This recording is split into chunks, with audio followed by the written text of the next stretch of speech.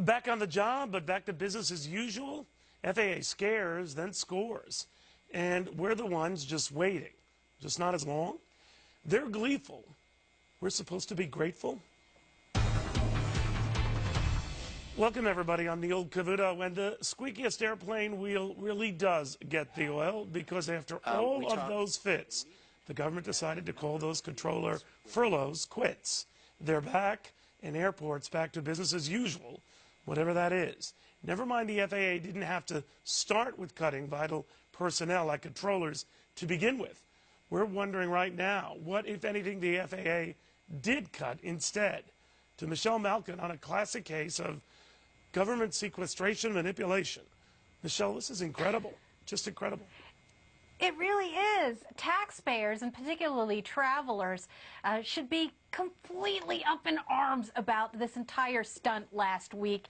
You had the deliberate furloughing of these air traffic controllers to create and manufacture the most deliberate amount of pain and punishing the people who are just trying to do their jobs and get by and fly, while Washington, as you say, engages in more business as usual, delaying and putting off and procrastinating the kind of hard adult decisions that we've been crying for years, while engaging in this, time-honored, I think it's been about a half-century now, iterations of Washington monument disease. Well, my biggest worry isn't so much whether the controllers are back or not, because I think that was, like you said, a little drama more than anything else.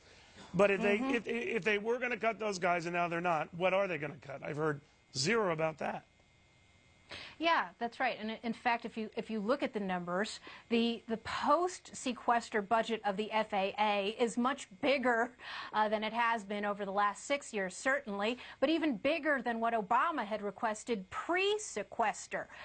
Where are the rational decisions being made about and any kind of discretion that's being exercised to make tough cuts? No, instead, you put those air traffic controllers out there as a stunt, and you had all of these stunt clowns whining about it, particularly at 1600 Pennsylvania Avenue. But it even works. though, as Bottom we line, have said it works, time Michelle. and again, but it works, right? Well, I mean, it gets the desired effect.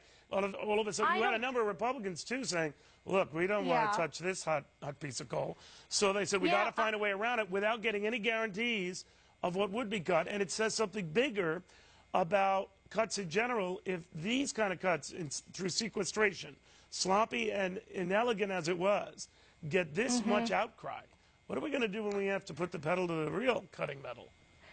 Well, it is a teachable moment, and I think here's the silver lining. It didn't work in this respect. It was a PR bomb. It was a dud. And if you look at some of the polling results now, people understand that the blame does not lie on Republicans for this, that this was completely manufactured and fabricated by the White House itself. People understand that, and I think that's a step in the right direction, don't you, Neil? But, I mean, how would they tell the difference at a lot of airports today? I'll get into this a little later.